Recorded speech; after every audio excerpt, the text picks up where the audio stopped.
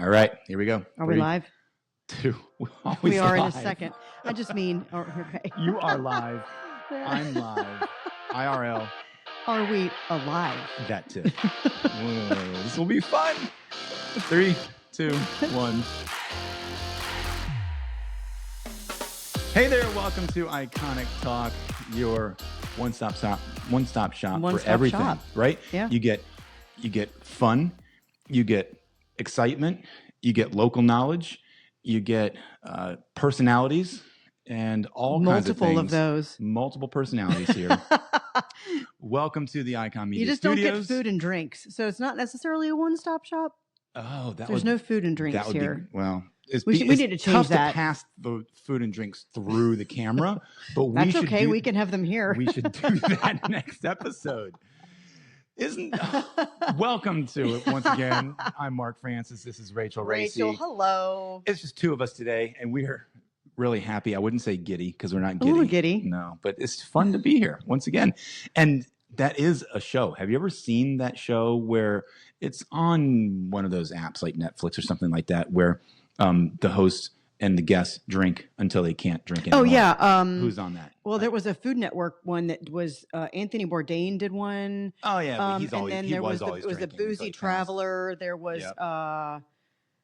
yeah. I want to say There it was was like Jimmy Kimmel or something like that did Oh, this that all was the a time. different one. It's like one of his bits. And he would just have guests on and go to bars and then just figure out what he can extract from them Oh, my in an interview. gosh. That would be special. That would be special. We're just here brainstorming once again. Let's just get on to an initial segment. What is new? What is happening in our worlds? So you go. Anything new? Okay. Just nah. I have to get Invisalign. Oh. Yeah. Why have to? Well, I went to the dentist a couple of weeks ago, and they do this like 3D scan now. And I mean, long story short, he said that the fractures in I had orthodontic work when I was in high school. I've got a good smile. Like my teeth are straight, they're tight. Anyway, he said that the fractures, I've got fractures all up through my front teeth and canines. He said, I see this in 80-year-olds. And I'm like, what? Oh, you're not 80. Stop. No, I'm not. No, that's what he was just saying. That's how bad it is. Huh. And I started thinking back, and when Gabe was 3 years old, he was disobediently refusing to get out of this little toy car. We were at a play date, and I reached down to pull him and grab him, and he reared his head up and clocked me straight in my jaw. Huh. And I was in PT for my jaw for weeks. I couldn't open my mouth at all. So that could have. And I'm wondering now, teeth or 14. something. Well, and it's altered my bite. Yeah. He said your bite every time you bite is bumping in. He said your teeth are going to be destroyed. Huh.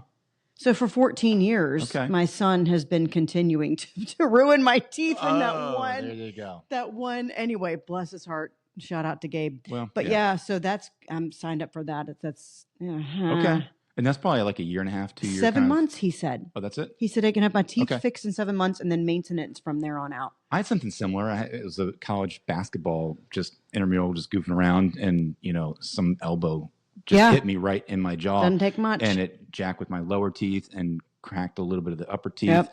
And they gave me like a retainer back then to kind of hold it in place. And of course I didn't use it. And now they just keep shifting the older I get. Well, and I could see the damage that's recurring. It's got to be fixed. Yeah. So. Well, that is an impressive update. See, yeah. I mean, is it impressive? Okay. It's an expensive update is what it is. Yeah. I get it. But whatever. Yeah. We should talk. I got to have my teeth. We should have a dentist on here. I have a public job. I have to have my teeth. You got to look good. You got to look good. Make the money. Spotlight, baby. Spotlight. Make the money. Oh, well, I don't even know what to share about my updates either. Well, okay. So next time we release our next episode, I will be out of the country. So we will pre-record an episode, and I have a birthday coming up. And my wife was like, what do you want to do? This is a big one, isn't it? Do you want to throw? Yeah, it's kind of big. Yeah. I guess so. It is a big one. Do you want to throw a party? I'm like, I don't like parties. And so she said, you want to go somewhere? I'm like, sure. So I asked her what her bucket list things, and we have similar bucket lists, but it's Italy. Holler. So I'm going to go to I have many kind of nationalities in my family heritage, but I can still call Italy the motherland. So Okay. I'm not going to do any kind of like family tree kind of tour or anything like that. Just a Just few eat lots of basic pasta. cities, pasta, Wine. gelato. Yes. But as I've been planning, though, I'm doing the opposite of that. I'm not planning my food excursions. Oh, well, sure. Yeah. Like they're just going to come up the whenever they best come places up. are going to be where The you hidden land. hole in the wall Yes. spots or whatever. Yes. And maybe in the moment for the day of, we might just figure out, okay, where are we? But I do know people that plan their trips all around the food. Well, in options, Italy, that's but not a bad idea. not a bad idea. But I've done some research, and there's so many choices, so many options. It's going to be you awesome. can get like bruschetta, you can get panini things all around Rome. There's all kinds of Florence will be there. Pizza, really good of course, pizza. pizza, right? So, all right, I have not started my diet yet, but when I come back, I'll start my diet. It's way more fun than Invisalign. Yeah, it is. Yeah. You have to take your Invisalign out to eat that pasta, right? Yeah, and drink the red. You can't have red wine and Invisalign at the same time. Yeah, that would be bad. Have red teeth. Yep. Yeah. Yep. I get it. Kind of ruin the whole idea. Fun topics to talk about. Local lowdown. Next segment, local lowdown. Anything that you've seen happening in the downtown world as you've had people come and go to the restaurant? Not that I can, like, that comes to mind as standout-ish. Yeah. No. Nothing. No. You know, I had a meeting earlier this week with just one of the higher ups at Shenandoah University. I have lots of connections there. It's fun to connect with people. You're so cool. Oh, stop. That's not what I'm trying to say. But first of all, I know that their conservatory has some really cool stuff coming up. They're bringing in somebody from the outside to put on a show called Spelling Bee. So Awesome. we'll talk about that coming up. I was meeting with people in their business school and just some of the exciting things that Shenandoah is doing and what I heard at their 150th gala of their vision. Remember we talked about that last episode? Their 150th? Is that what I said? 150th. 150th. Yes. Thank you. Correct me. You know what I'm saying, people, right? I'm switching into friend mode, not professional mode. Yeah, so like the things that they're doing, to me, that's part of like the local update of how they're just constantly trying to expand and grow. And yeah, it's going to be cool to see what happens in the town because of the school and the university. So local updates. We still keep talking about the renovations over there at Ward Plaza. Ward Plaza. Oh my gosh, it's even clearer. I just was through there the other day and I'm just look at it and I'm like, I can't. It's so Do you remember what it looked like before? Oh, sure. Yeah. Oh, yeah. It's still there. I don't know that I'll ever not remember what that looked like. Just you wait. It's I'm super excited. In fact, I think I have an idea what it's going to feel like when I took Gabe to one of his favorite concerts back. Gosh, that was the beginning of August. We went up to Maryland. We ate at one of those. I don't remember what they called it. It's like an office park, but there were apartments and there was an Airbnb and there were restaurants on the ground level and a big green space and it was awesome. Like yeah, it was awesome. So I'm super excited. That's kind of the latest trend over the last 15, 20 years is that these towns are putting in these town centers almost, where you have an entire community of life happening around there, where you have some restaurants, you have some shopping experiences, you have places to stay, whether it be apartments or own. You have like a town square, you have walking paths. So it was like super cool. Yeah. I think it'll be great. And there's another one I think going in. We talked about this last time, I think, up by across from Winchester, from White House, like the north side of town. Yep. Yeah. So there's out off Fairmont. Again, the vision of that is it's going to be beautiful. Before we started recording, you talked about how you met with Brady Cloven, the Friends of Old Town. You waited on him, and we need to get him back on because things have happened since that interview beginning of this past year.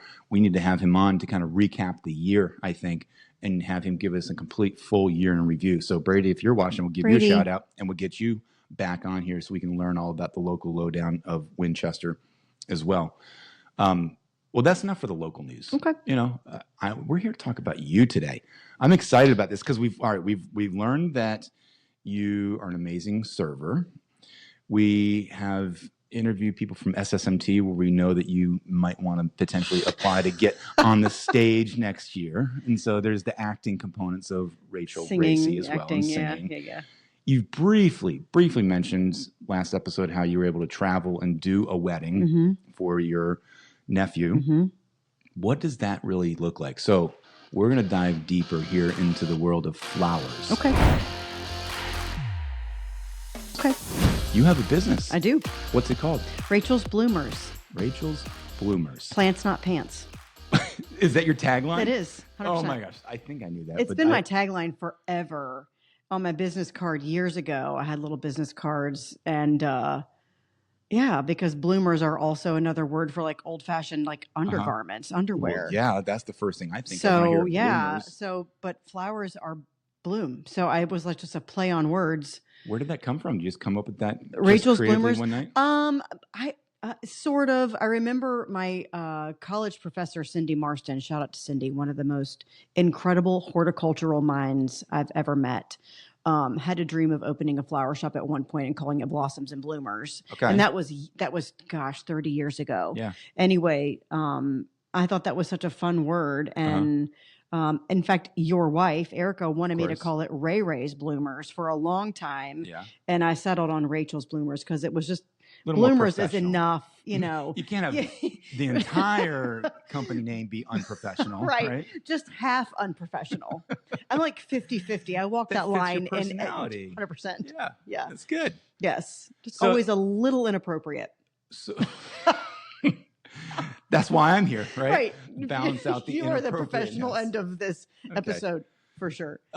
So walk us through your history and love and passion of flowers. Well, where did that stem from? Really started, my dad was an avid gardener, loved to plant flowers and perennials and annuals. And we had a big vegetable garden growing up. And I remember the first thing I ever planted with him, he let me stay up past dark to plant potatoes.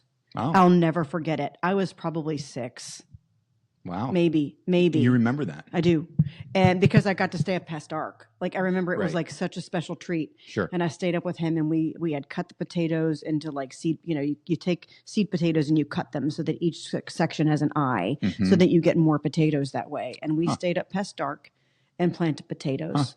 And that's like a childhood core memory for me for sure. Do you remember, did they bloom? I don't remember anything did beyond. You harvest them? I'm sure, for sure. I mean, we spent summers snapping green beans and canning tomatoes, and my mom was standing over the laundry sink with scalding water with the tomato peels. I mean, we did the work. So you were like a little, I mean, you didn't live on a farm. No, it was just, we just lived in a neighborhood in Stephen City, but we had a huge garden and it was just part of our family lifestyle. And then like, he and I would go to the nursery. We would go to Horton's nursery over when it was on Route 11 in Kernstown, Stephen City. And we would get all the flats of impatiens and coleus and marigolds for the garden. And I would help him plant. And then I remember not being ready or feeling like I wanted to go away to 4-year college, mostly due to the math.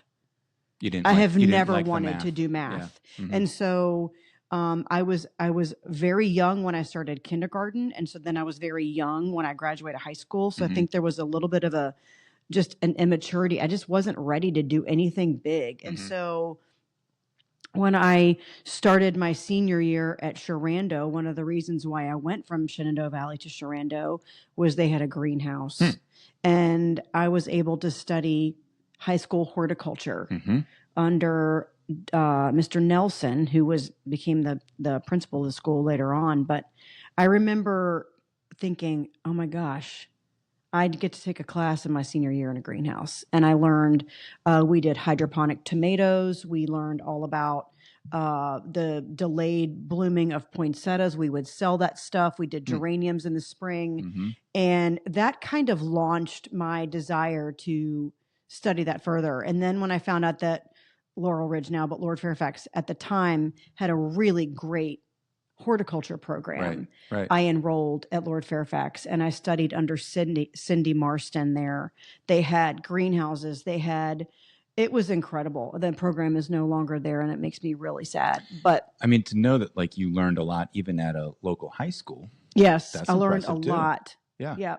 I remember I mean, It was part of doesn't the ag Shrine- tech program. So like don't they we still were, have like kind of like a weekend where you can oh yeah, sell and they still you have that. grown James Wood does. All of the Millbrook, all schools the have local high schools. like a plant sale in the spring where Right. everything that they've worked on, you know, starting in January, February, or whatever, Mm-hmm. they sell in the spring. And so Lord Fairfax's program was basically, and my degree is in agricultural business with a specialization in horticulture. My passion at the time was really landscape design, perennials, shrubs, trees, all of that stuff. We would spend I think it was Wednesday nights, we would meet out at Blandy, the experimental farm out on Route 50, and walk around with our landscape identification that was this big and a bucket, a 5-gallon bucket. And we would carry our book and our bucket. And then we would get to a certain location at Blandy and we would sit down on our bucket and open our book. Wow. And she was a wealth of knowledge when it came to landscape plants and trees and shrubs and perennials. So I never really studied. I think I took one or two floral design classes. It wasn't anything I was like super interested in. In fact, I remember one arrangement I made. Cindy walked up to me. She goes, "Rachel, that's ugly. Let's fix this." And I'm like, "Oh," and I mean, it was. She was right. It was ugly. She was not afraid to go, "That looks like crap. Let's start over." Yeah. And she actually did some flowers for me. Did my first wedding. She did all the flowers for my first wedding. She was an incredible florist. Because with that kind of degree, you're right. You can go lots of different directions. Oh man. So I haven't really thought about that, but you go into landscape design. You can get entomology, plant pathology, diseases, propagation, forestry. I'm sure there's people that get into that world. And then there's the business end of it. You know, like we had to take some business classes. We would go. I mean, it was just so many different facets that you could go into agricultural, you know, crops, and there's so much. But when you started Rachel's Bloomers, when I started Rachel's Bloomers, that wasn't until I had worked in nurseries. I worked at Fort Valley Nursery in Woodstock. And then I worked at Weber's Nursery. It was when I was at Weber's Nursery, I got pregnant with Christian. Didn't get pregnant with Christian at Weber's Nursery. Well, it was while I was that's working a good way to pause that statement. Yeah. If we read the transcript of that, you will see. Got pregnant at Weber's Nursery. Yes. I'm sure something's been propagated there. Anyway, I spent my entire pregnancy at Weber's, and it was Christian was born in April, and so towards the end of my pregnancy, the landscape part would close down for the winter, and they would just run the greenhouse and the floral shop. And they moved me as I was in a permanent employee position there. There's temporary and permanent. There's seasonal, and they moved me down into the greenhouse to work in the greenhouse, and then I did a little bit of a stint in the flower shop because the greenhouse was so piping hot at that point. I was huge with him, if you recall. So I would go in and just do flower arrangements here and there. And I started like thinking, oh, I think I might be could be good at this. And then I had him and I went back to work part-time there just a little bit. And all of a sudden I remember, I think Jennifer Walk, Fred and Peggy's daughter, might've been my first wedding I ever did. Reed. Jennifer Reed. Yes. Yes. And so that would have been 2006. Yeah. 2007. So your business has been around for a long time then. It's almost 20 years. Christian will be 20 in April. So that's a good way to memorize the anniversary. Yeah, it's kind of crazy. But then it was just like something I could do out of my home. I could order flowers, have them come to my porch. I would come down in the middle of the night, bring them in, get up the next morning early and prep them. And I could stay home and make extra money. Yeah. And it just kind of blossomed, so pardon the pun, from there. Oh, yeah. Break down the variety of kind of clients, because you say weddings, but I can imagine there's all kinds of people I've done who lots might of different want to events. order flowers. Sure. I've done casket sprays. I've done birthdays. I'll do Valentine's Day pops. I'll do, I just did a baby shower a couple of weekends ago. It's like boiled shrimp, fried shrimp. Shrimp gumbo, yeah. shrimp. Anyway, so, And I mean, I have it's a little bit, I'm not like a walk-in flower shop where you can just walk in and look in the cooler and buy an arrangement. Right. Mine is much more specific Very to order, customized. very custom. Yeah. But yeah, I've been ordering from a wholesaler out of York, Pennsylvania for this entire time, and they deliver to my front porch. And like I said, I come down if it's freezing cold, I have them call me in the middle of the night so that I can come down and bring them in. And yeah, That's cool. It's good. I didn't know that you're ordering custom flowers. Oh yeah. So you're getting again a supplier to Yep. provide the So specific like basically kinds the of flowers you want process for your is arrangements. a bride will reach out to me via whatever email. She's gotten my name from someone. I've got a couple of caterers that I'm like their preferred florist or whatever, and I get a lot from that. But she'll email me and tell me when her wedding date is, what her color scheme is, the general theme, where her venue is, what time, and then the process starts from there. I love to be able to at least have at least one or two phone conversations. A lot of times I love to have people sit down. I love to sit and meet the person. It's so important to me to have a relationship with them because it gives me a much better grasp of who they are, what they want, what the vision of their day is, their style. And then we just email back and forth from there. And then I send them an estimate. They agree or don't. We go back and forth, and then we remove things or we add things or a lot of things. A lot of times you can reuse an arrangement for something that you didn't think you could use at the ceremony and at the reception. I'd like to help people really get the most out of their money because flowers are expensive. They are expensive. They are. And especially for And they're weddings, perishable. things add up too. They add up, I and mean- you've got stuff that breaks or comes in, doesn't look right. You've got to replace it, or it's not the right color. I mean, it's just, you're dealing with a perishable live product. Yeah. And unlike just simply renting a venue or dealing with, okay, I've got to figure out like who the wedding party is going to be and what the clothes are. This is something that's very time sensitive and very has to time be sensitive. Customized right the day before the wedding, right? And how many flowers in an arrangement would you put together? I'm trying to even figure out how to phrase this. I mean, when your teacher told you that was ugly, what makes an arrangement ugly versus good? It was it was out of balance. The one thing I also offer are, I call them flower hours. It's like a paint night, but it's a make your own flower arrangement party. And I show up either at your home or at a restaurant. I do them at a couple of restaurants in the areas for the holidays. And I provide everything. I show up with buckets of flowers, all the materials, the oasis, if it's an oasis arrangement, the vases, if it's a vase arrangement, your pruners, everything. And I do a full hour workshop. Amazing. It's so much fun. It's so much fun. All right. We got to do that. Yes. Yeah. And, so people are like, what? The number one thing that you have to go on is scale. So like if your vase is this big, you don't want your flower sticking out.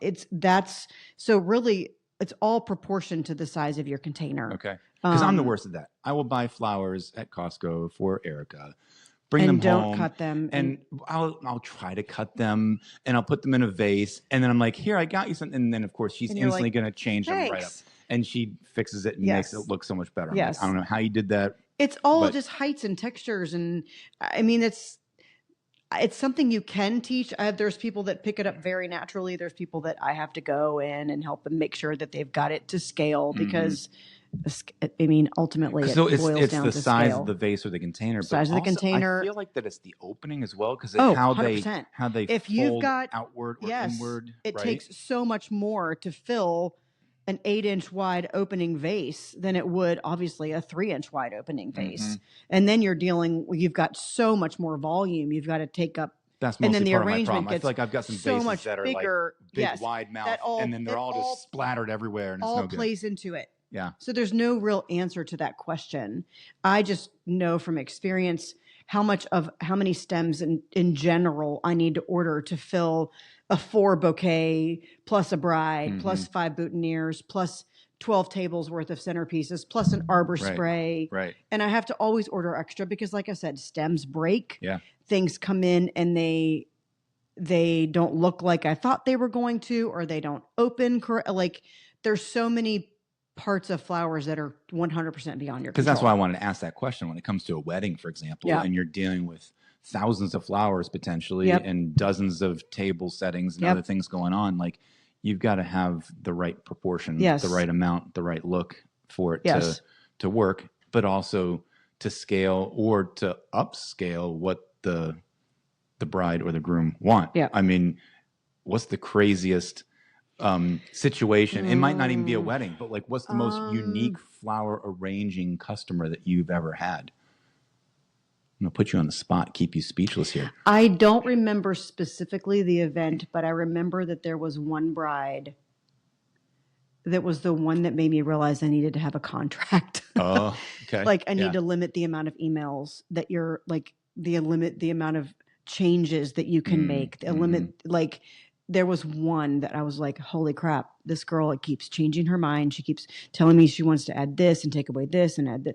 I don't know that I've ever had anything that's just been awful. I feel like in general, I've had really good brides. But I can see how that it can happen. Oh. Constantly changing her mind or, getting you to pre-order things and then you got to change the orders. There's a deadline. Like once I place your order 2-3 weeks out, we're locked in within reason. Like if you need to add a boutonniere really quick, like I said, I always order extra. If you need to add a centerpiece or, like this person decided they were coming, like, that happens. I think because I'm an independent out of my home business, there's a lot more flexibility that I can offer that necessarily other flower shops may or may not offer. Are there seasons or cycles of how busy you get? Sure. June, May, June are big wedding months. September, October are big wedding months. Or how about prom season? I've done prom bouquets. I've done boutonnieres, corsages for that. One of the most extreme weddings I did was an outdoor wedding on January 8th a couple of years ago. It was absolutely freezing. Was there snow on the ground? Snow on the ground. Yeah. It was out at Fox Meadow Barn. And I remember thinking, this is crazy. Yeah. It was like 12 degrees. How do flowers last? They don't. In 12 degrees. They don't. Yeah. And, you did the best you could. Do the best you can. And you tell people, I'm going to do my job on my end. I cannot guarantee that this is going to look great. Yep. By the time this is all said and done. Yep. Yeah. Well, what other tips? Because if you're saying that you've done, I love this idea of bringing on, I don't know, just make it be like a fun Thursday or Friday night kind of girls' night or whatever, and you have a dinner party, and then you're like, how do you arrange? The host provides like drinks and snacks. And she generally, typically the rule of thumb is that if you're going to host a party, then you get your arrangement for free. And I show up, like we do this a lot of time for Thanksgiving. Annually, I've had a Thanksgiving centerpiece party at Paladin in Stevens City. So without giving away all the tips, like what? I'm not. What but do you I mean, suggest for people in those? Well, in those I parties? bring the plastic tray, and it's an Oasis arrangement. So it is not a vase arrangement. Okay. It's guaranteed pretty much because everything comes in custom to my house. They'll pretty much last for a week. So if we get together on the Tuesday before Thanksgiving, they're going to have that arrangement all the way through until Saturday, Sunday, Monday, Tuesday the next week. But I start out with a sample centerpiece. I make one ahead of time, and I have it on the table in the middle of the table when they get there. And then I have, sorry, I don't know why I thought I turned my phone off. It's supposed to be on sleep. I have then my own, and I do my own arrangement as I'm teaching them. Got it. So I start out with the very first step being greening your Oasis. So you start with your greens. You create the framework for everything else. Greening your Oasis. Okay. Got it. It's very, very, very technical and scientific. But it's not at all. I love the phrasing of it. Yeah. Green. So you start out with your greens, typically. Yep. And that's for just any beginner. I don't always do that. That's not necessarily my process at home anymore. But if I'm doing an Oasis arrangement or an arbor spray that's going to hang on an arbor at a wedding, that's in an Oasis cage, or a casket spray, which is obviously huge. That's a much larger arrangement. They're actually my favorite to do because there's so much room to do crazy, awesome things because it's such a big arrangement. Yep. So you start with greening your arrangement. And I have 4 pieces. like something like this is kind of, I take them, show them how to cut it down to the appropriate size. You can get so much more out of a branch of greens than people realize. You stick the whole branch in and all of a sudden your arrangement's 4 feet long. Yeah, you got to scale it down, right. scale. Yeah. So I start with the 2 ends coming out here and the 2 ends coming out here. And I hold it up. Okay. Like a kindergarten teacher, literally. Yep. And then I add the next and I hold it up. And they're following along. Yeah. Yeah. And then we go on to like the foundational flower for Thanksgiving. A lot of times that's a really nice, big fall colored, big pom-pom mum, or not pom-pom, but cremones, or like really nice, big, fluffy mum, or some really nice cream or ivory or rust roses, like the basic 4 or 5 main flowers of your arrangement. And then you add your secondary layer, and then your, was it the tertiary, third, whatever? I don't even know what tertiary, tertiary layer. And then you add your filler flower, and then you add any sort of like funky sticks or twigs or whatever I may have on hand that I've just ordered that.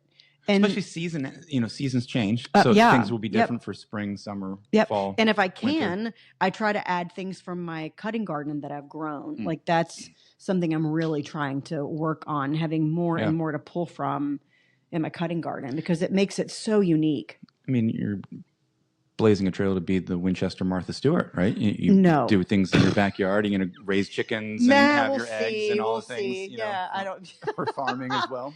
But so I, if I have hydrangeas from my backyard that like in the fall that are starting to turn, they're beautiful in a fall arrangement, and I can bring those along. And I've done that with autumn joy sedum, or just things that I can bring along that not necessarily you can get from the wholesaler, or I don't want to spend the money on. It maximizes their arrangement for less cost to them. This is cool. So I've never, it's so much fun. I've never heard of anybody do this. I mean, I've heard of parties like this where like paint night is like the bigger one, or maybe food tasting or wine People tasting. do them a lot at the holidays. Like you make your own wreath, or I guess there's sometimes they'll do that, but just the idea of flower arrangements, it or is centerpieces, so much fun. Or things like and that. Literally, I'm in your home for an hour and a half, 2 hours max. It takes me about a half an hour to get set up. 8 people, 9 people is the perfect size party. Right. You've got everybody comes in, they get a glass of wine or a drink or a cider or whatever, and get a snack. And then they get set up, and it is a blast. Sounds like fun. Yep. Well, we got to learn, where do we find Rachel's Bloomers? Well, because I mean, you're here on Iconic Talk regularly. However, like, how do they connect with you and say, I need to book something? I just have launched my brand new website. And I say my loosely. My niece, Sydney Weber, gets all of the credit. She started working on it for me about a month ago. And just, it's about time, after almost 18, 19, 20 years. 20 years. Well, I've had a Facebook page and an Instagram for a long time. And I've just given out my email to people. But she was just like, you need a website. I'm going to make you a website. And she just started working on it. And it www.rachelsbloomers.com. Awesome. That was super available. easy. Nobody else was sane enough to say, I'm going to put together my name and the word Bloomers. You mean insane enough? Nobody else was brave enough. Yes. So I'm super excited about it. It's absolutely beautiful. Awesome. She's done a fantastic job. It's super simple to navigate. It's got a contact me page. There's a little bio. There's a gallery of photos. And then there's also information like that explains the flower hour if you want to book one. Cool. And especially around the holidays, it's a great way to get together with friends. Everybody pays a fee. I've had people pay to host a party, and they don't charge their guests anything. They just do it as a gift to their friends. Yes. And it is really, really fun. Love it. Well, I mean, I can imagine people are like, okay, I need to go book something, and just look you up, and they can just go to the website it's a productive now to party. basically say, okay, there's where I go Yes. instead of trying to find Rachel's Yes. Bloomers. But You're not just coming over and sitting around and It's eating a bunch of cookies. hands-on and experience. You're leaving with something that you can put on your dining room table. But even all just the basic, centerpieces or bouquets or things you put together, that's still a great possibility. Because and I mean, I would be happy to do that if you wanted to have a wedding party, I mean, I strongly encourage brides to think it through before they decide to do their own flowers, because you end up on the Friday before your wedding and you're like, crap, I don't have time to do this. But I would be happy to facilitate like a bridal shower situation where you get together on Thursday before, like a bachelorette situation. You get together on the Thursday before your wedding, if your wedding's on a Saturday, but and do a it'd be so much fun. But you could also be just like a local business that wants flowers on a regular basis. Go to Rachel. Yes. You don't have to just be having a wedding to do something. No. If you want to surprise your spouse. I do bridal showers. I do anniversaries. I do front pots. You've done those for me. I've done your pots before. In the front of the house. So you name it, you think flowers, you think Rachel's Bloomers. Rachel'sBloomers.com. Rachel'sBloomers.com. That's easy. Love it. Yeah. Well, I'm glad, man. I've learned so much today. I've learned a little bit of how to maybe better make a bouquet. I might do a better job at that. We're going to test this. I've learned that you are skilled in so many different aspects, and you have your local knowledge of, not local knowledge, but knowledge of flowers. Good background education. Lots. I think I've also now learned that you do these amazing parties. It is so much I'm going to book one before the year is done. You better we'll find a way to pull together some of our friends and have a little party. That's fun. It's amazing. Yeah. Well, it's a really good time. Thank you for sharing. Sure. We have local events to talk about now before we're finally done. So there's something coming up called the Savor the World International Food Event. It's actually happening tonight.